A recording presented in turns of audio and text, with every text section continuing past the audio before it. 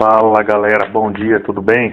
Quem não é inscrito no canal, se inscreva no canal, deixa o like, compartilhe os vídeos, só assim vocês podem ajudar a crescer o canal. Não custa nada e ainda contribui aí com o canal.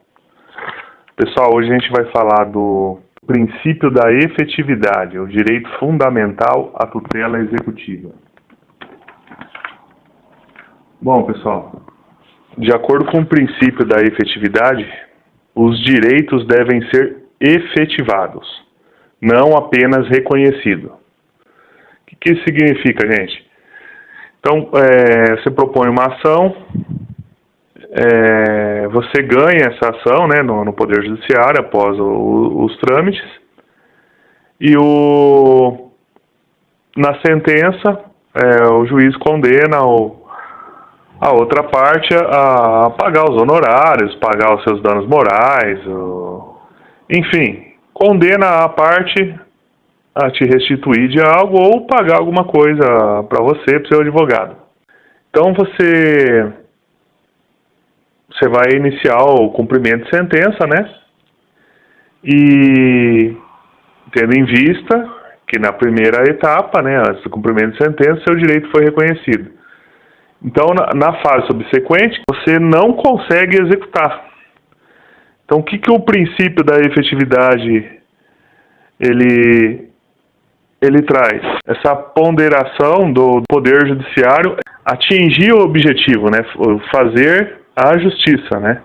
Que é para isso que foi proposta a ação. Se você tentou solucionar o seu litígio dentro do Poder Judiciário, você quer que o seu litígio seja solucionado, né?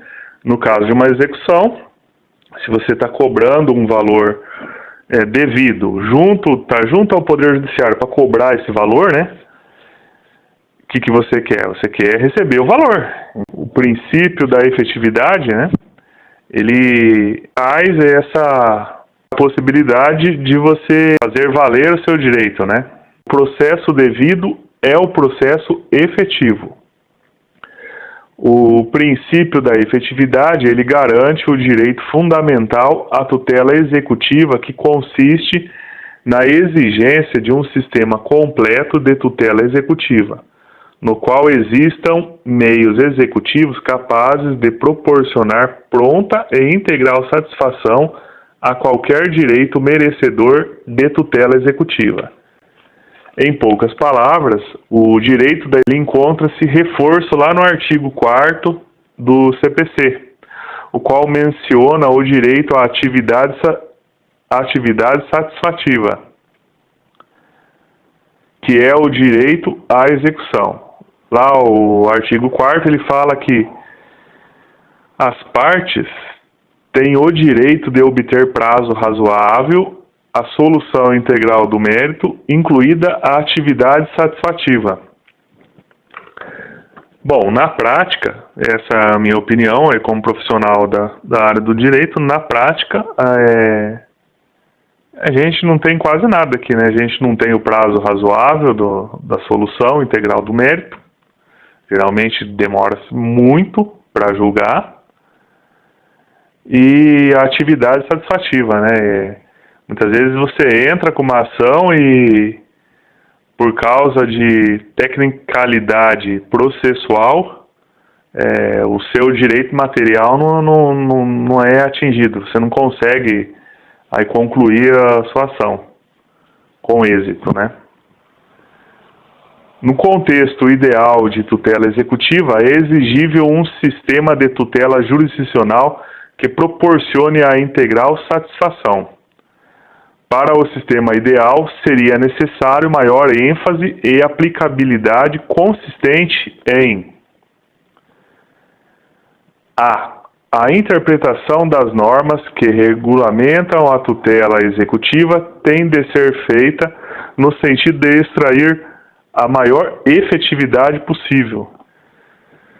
B. O juiz tem o poder e dever de deixar de aplicar uma norma que imponha uma restrição a um meio executivo, sempre que essa restrição não se justificar como forma de proteção a outro direito fundamental.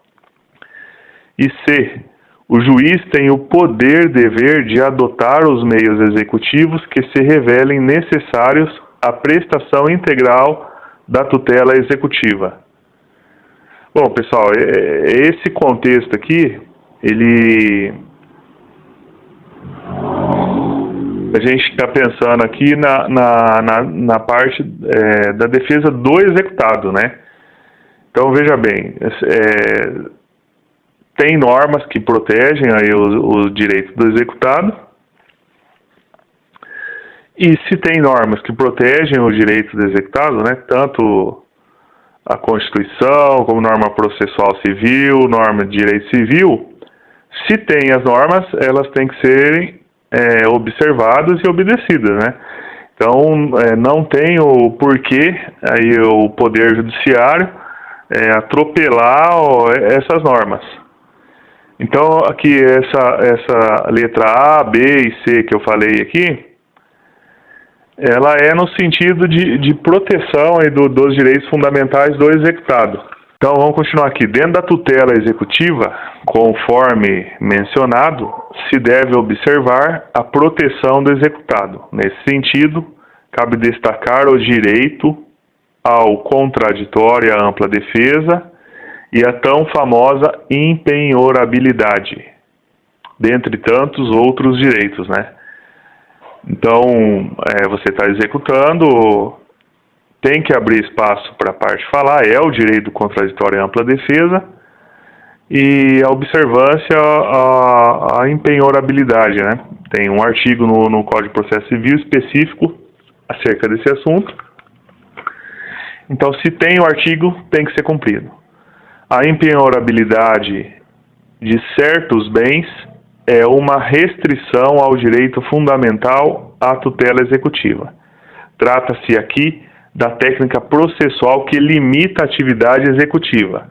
O objetivo aqui é a proteção de alguns bens jurídicos relevantes, como a dignidade do executado, o direito ao patrimônio mínimo e a função social da empresa.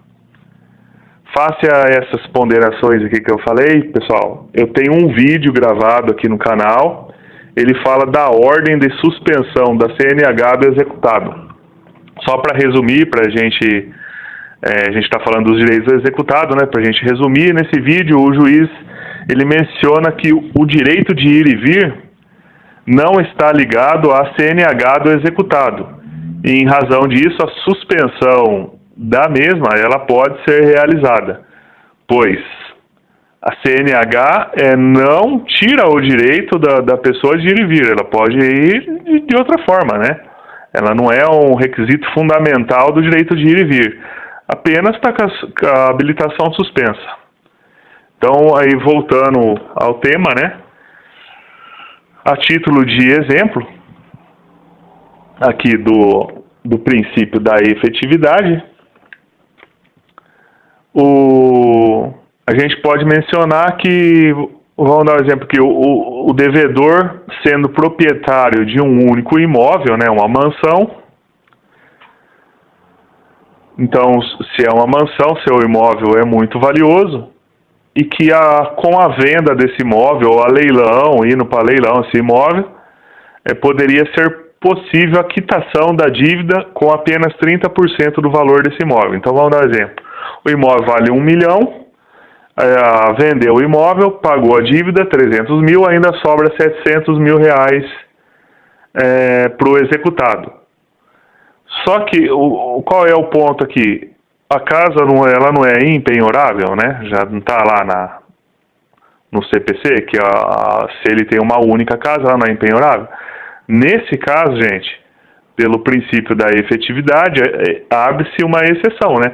É impenhorável, porém, ele não vai ficar sem moradia com 700 mil reais, né? Então, vendeu a casa de 1 milhão, pagou a dívida de 300 mil, sobrou 700 mil, dá para comprar até aí 2 casas.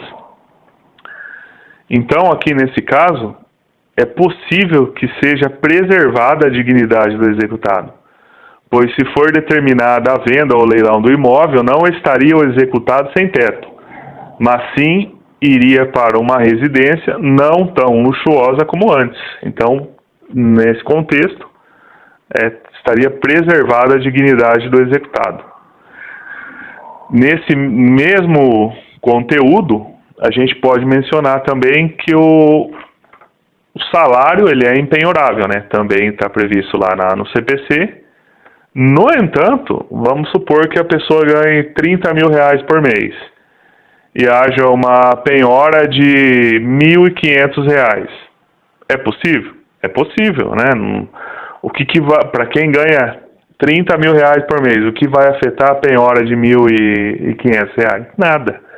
Então, aqui mais um caso aqui, um exemplo do princípio da efetividade, né? Então, pessoal, esse é o vídeo de hoje, né? Espero que tenham compreendido. Quem gostou aí, me siga no YouTube, deixa o like e compartilhe o vídeo. Valeu, pessoal!